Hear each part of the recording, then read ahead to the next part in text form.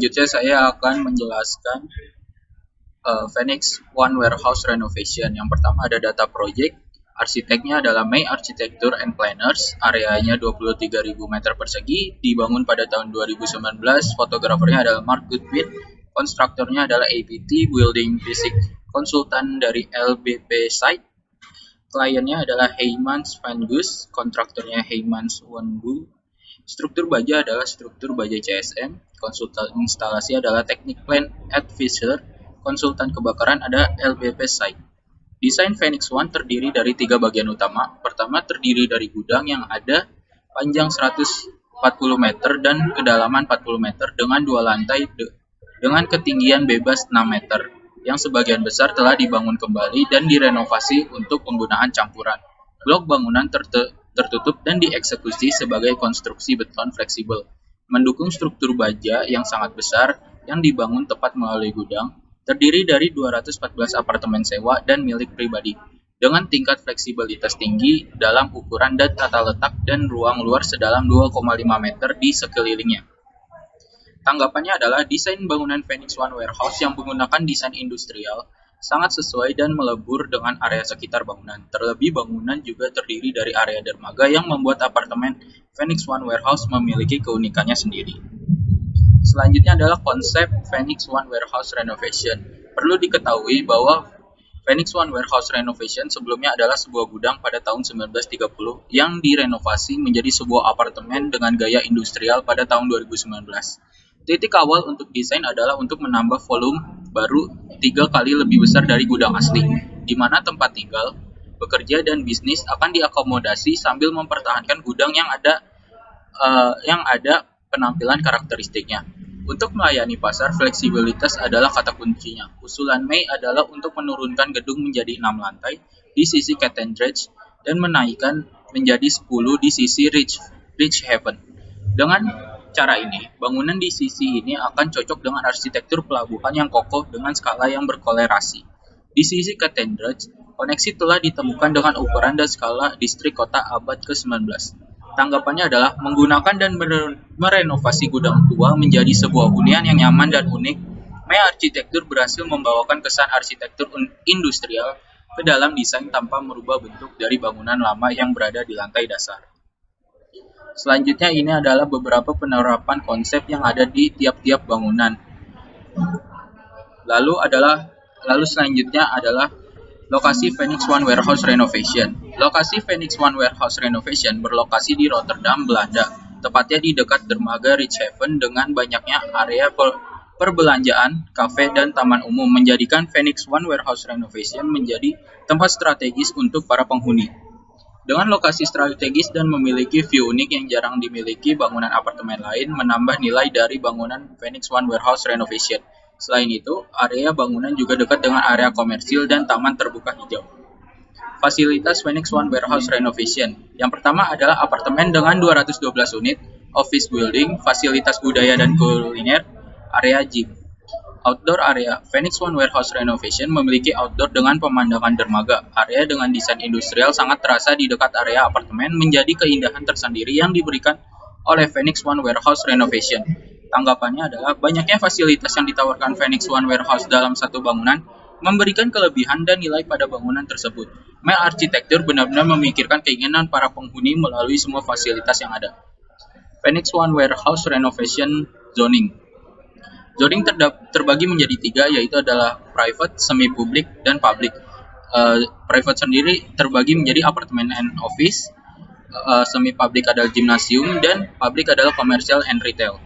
Phoenix One Warehouse Renovation terbagi menjadi 3 zona, yaitu zona hijau adalah zona publik di mana baik penghuni apart maupun masyarakat umum dapat mendatangi area tersebut untuk berbelanja atau makan food court. Zona kuning atau gymnasium adalah area kebugaran. Zona merah atau apartemen and office merupakan area privat bagi penghuni bangunan apartemen.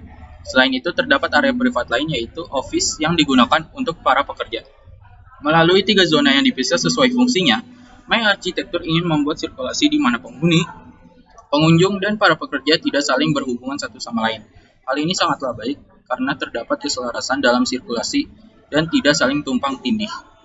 Organisasi ruang Phoenix One Warehouse Renovation. Zona yang terbagi menjadi 3, yaitu zona apartemen dan kantor, zona gimnasium, dan zona komersil yang mana areanya berorientasi di main lobby. Zona komersil terbagi menjadi basement, retail and food beverage, food court, dan toilet.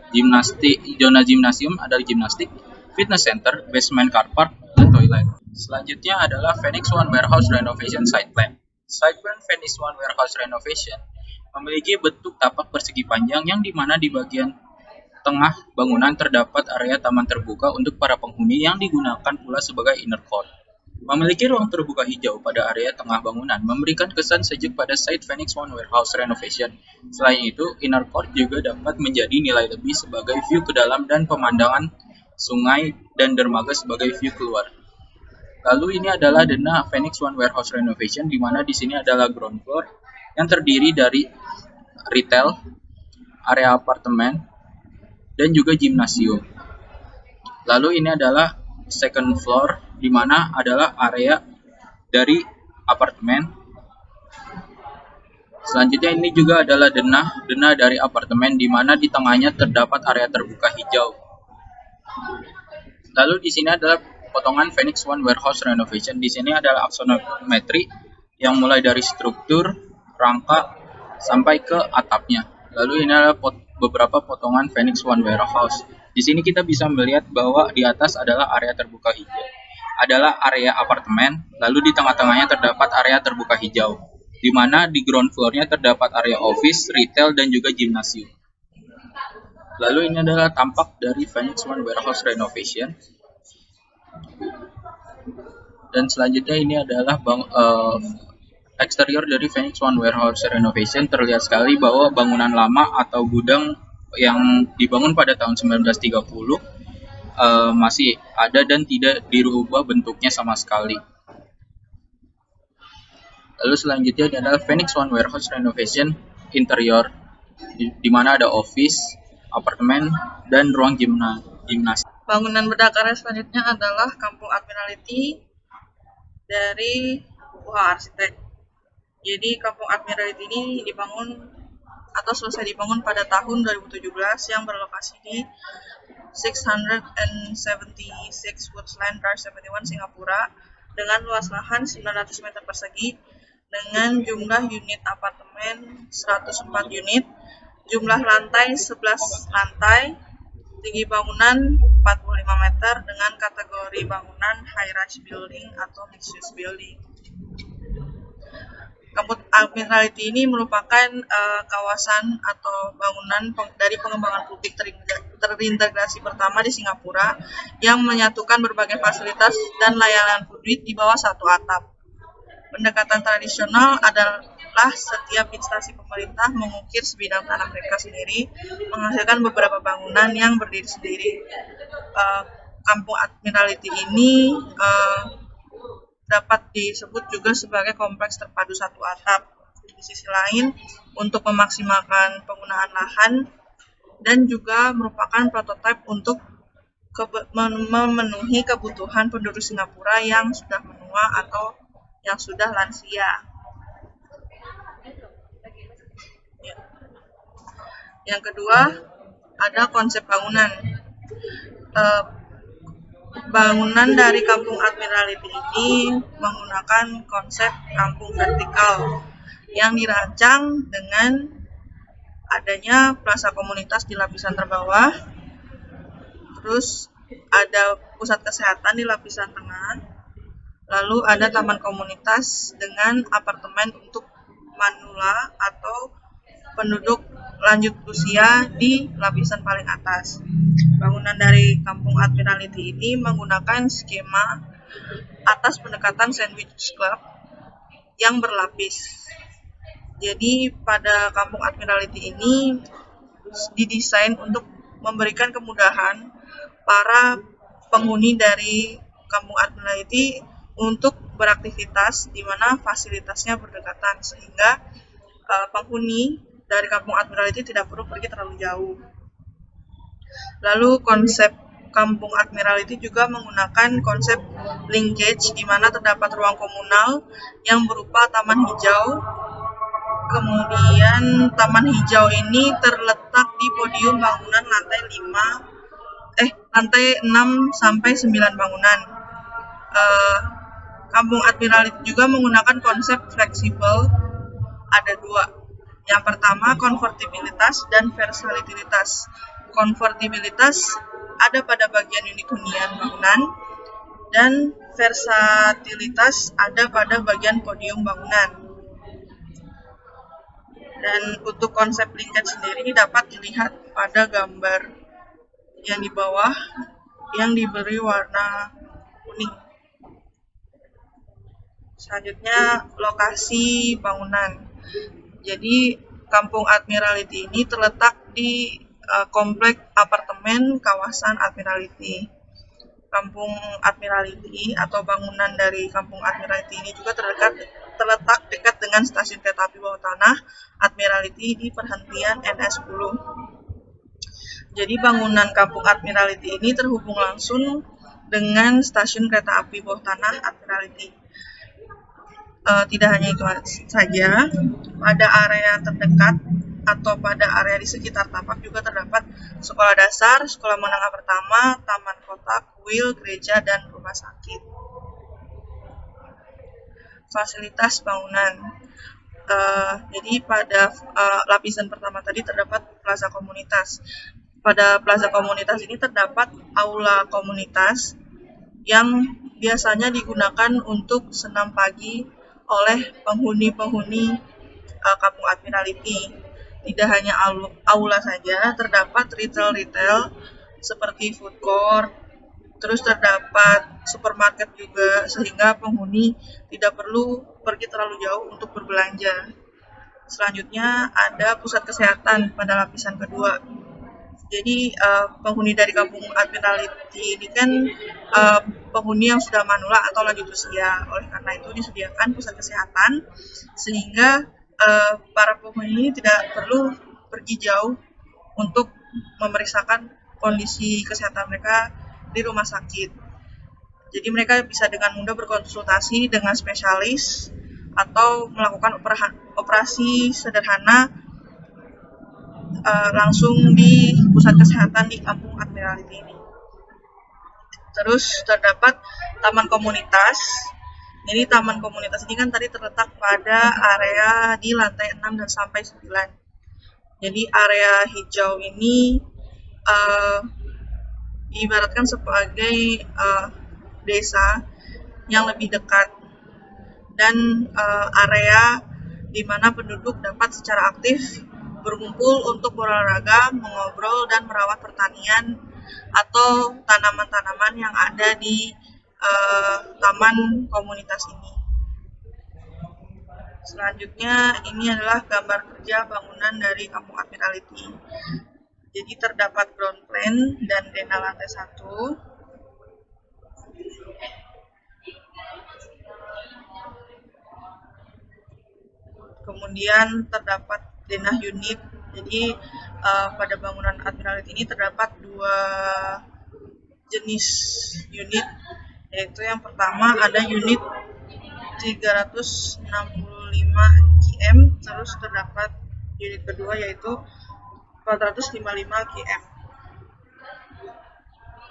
Terus ini terdapat gambar kerja pada unit 4 blok 676B, terus dan 676A. Kemudian terdapat denah unit 7 blok 676A dan denah unit lantai 8 sampai lantai 11 blok 676A. Kemudian ini terdapat gambar kerja denah unit 5 di blok 676A, denah unit 7 blok 676B, denah unit 5 blok 676B, dan denah unit 8 sampai 11 blok 676B. Kemudian ini terdapat denah apartemen. Lalu ada potongan dari bangunan Kampung Admiralty ini. Kemudian terdapat aksonometri dari bangunan Kampung Admiralty. Jadi bisa kita lihat di aksonometri ini terdapat basement, 1 dan basement 2, kemudian lantai 1, kemudian ini lantai 2 dari Kampung Admiralty, terus kemudian ini lantai 3, lantai 4, lantai 5, lantai 6, lantai 7, lantai 8, dan seterusnya. Kemudian zoning pada bangunan Kampung Admiralty. Jadi pada area yang diberi warna merah merupakan community park atau studio apartemen. Kemudian pada area yang berwarna kuning merupakan medical center atau pusat kesehatan. Terus pada area berwarna biru merupakan area retail atau komersial. Jadi pada Kampung Admiralty ini dibagi menjadi 3 zona, yaitu yang pertama plaza komunitas. Jadi plaza komunitas ini terletak pada area yang berwarna biru, dan area ini merupakan area umum sehingga masyarakat luar juga dapat mengakses area ini. Pada area ini terdapat retail, food center, supermarket, dan People's Plaza. Jadi People's Plaza ini yang biasa digunakan untuk senam pada pagi hari. Lalu selanjutnya ada medical center di lantai ke-3 dan ke-4, dan area ini menjadi area pusat kesehatan. Jadi terus penghuni dari Kampung Admiralty ini bisa langsung turun langsung untuk memeriksakan kesehatan mereka. Terus selanjutnya ada community park dan studio apartemen, dan area ini terdapat di lantai 6, 7, 8, dan 9. Area ini merupakan tempat tinggal penghuni Kampung Admiralty dan juga tempat atau community park yang juga terdapat children center, dan terdapat children center, active aging club, fitness corner, and playground, dan community park. Kemudian ini terdapat hubungan ruang di Kampung Admiralty. Pada garis nyata yang terlihat nyata merupakan hubungan langsung. Jadi ruangan-ruangan yang dilewati oleh garis nyata ini berhubungan langsung. Kemudian pada area-area yang diberi tanda garis yang tidak garis putus-putus, ini terhubung secara tidak langsung. Kemudian terdapat fasad bangunan. Jadi fasad bangunan Kampung Admiralty ini terdapat kanopi vertikal dan horizontal, dan fungsi dari kanopi vertikal dan horizontal ini sebagai peneduh sehingga cahaya terik matahari tidak langsung masuk ke dalam bangunan. Tidak hanya kanopi saja, jadi fasad Kampung Admiralty juga didominasi dengan vertical garden yang terdapat pada lantai 6, 7, 8, dan 9. Kemudian terdapat sirkulasi pada tapak dan bangunan. Jadi sirkulasi pada tapak dibedakan menjadi 3, yaitu yang pertama akses untuk mobil yang diberi tanda panah berwarna hijau. Jadi mobil datang dari arah sini, kemudian menurunkan penumpang, kemudian bisa langsung lurus untuk melakukan pemarkiran mobil di basement. Kemudian yang kedua terdapat akses untuk pedestrian yang diberi tanda panah berwarna biru.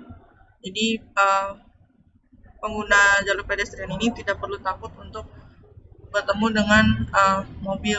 Jadi mereka bisa langsung masuk ke dalam area dari community plaza atau plaza komunitas. Kemudian yang ketiga terdapat loading akses yang diberi tanda panah warna merah. Jadi loading akses ini berada pada sebelah kiri tapak dan bisa langsung mengakses ke area loading dock. Jadi dengan pada sirkulasi tapak ini terpisah sehingga kemungkinan terjadi cross circulation berkurang. Lalu pada bangunan sirkulasi pada bangunan menggunakan tangga dan lift untuk menghubungkan lantai satu dan lainnya. Dan seperti disebutkan tadi bahwa Kampung Admiralty berhubungan langsung dengan stasiun kereta api bawah tanah terdapat pada lantai 2 bangunan. Jadi pada lantai 2 bangunan ini terdapat ruang tunggu untuk penghuni Kampung Admiralty langsung dari stasiun kereta api bawah tanah. Kemudian ini pemetaan ruang sosial.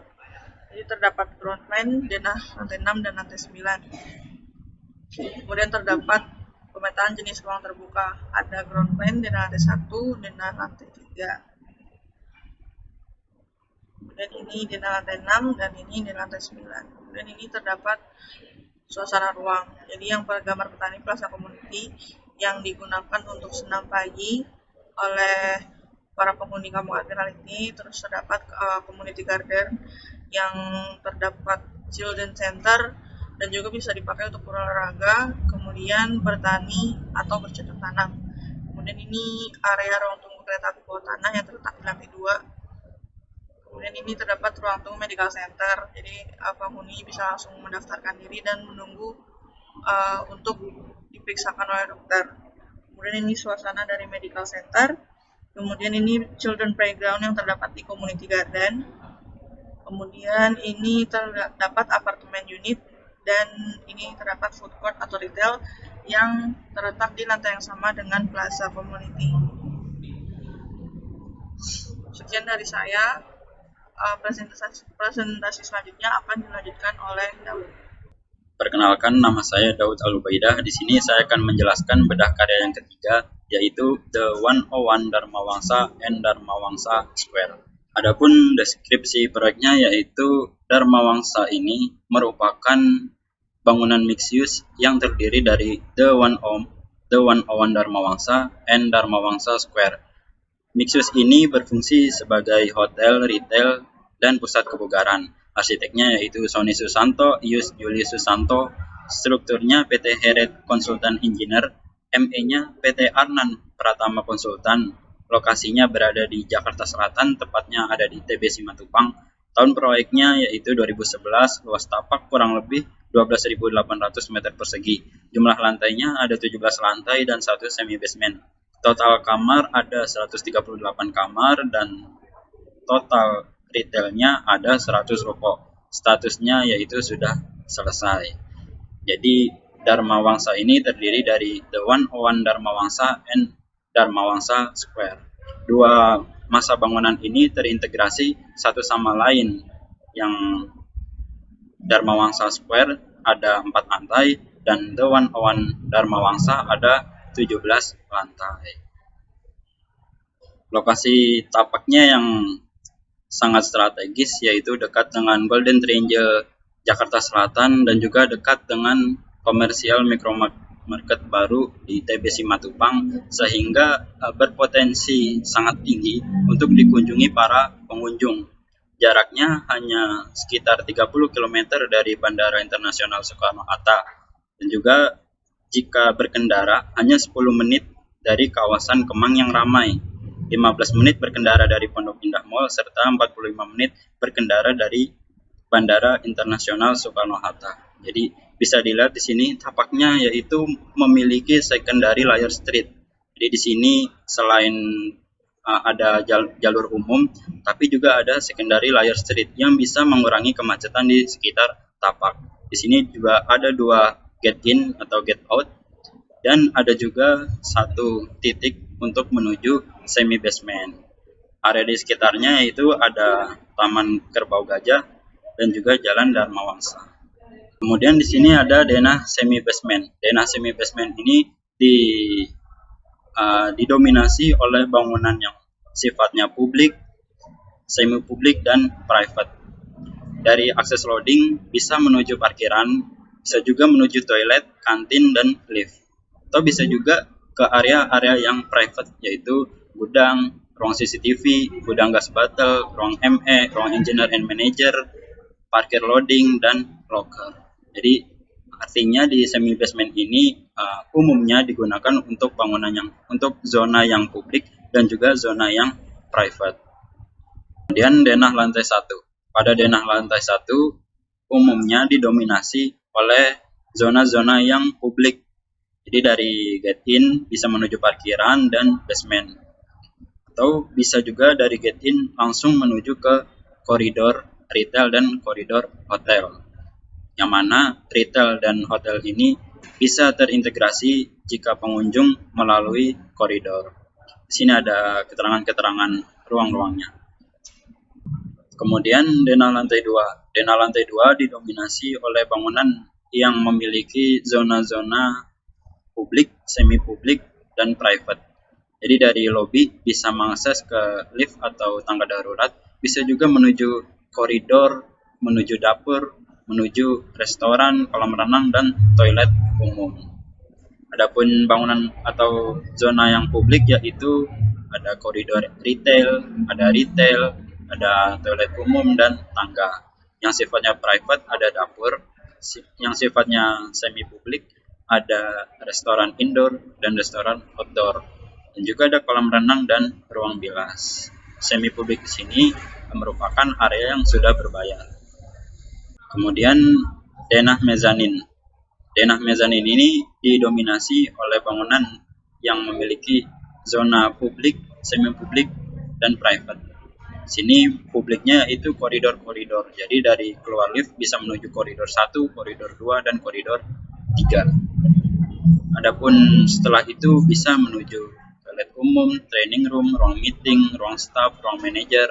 Koridor 2 yaitu tangga, sales team, ruang kontrol, sales manager, ruang cadangan, dan koridor 3 bisa menuju direktur sales, ruang meeting, finance, accounting, general manager, dan ruang sekretaris. Jadi di sini umumnya yaitu zona-zona yang private. Kemudian denah lantai 3. Denah lantai 3 sini ada zona publik, semi publik, dan private.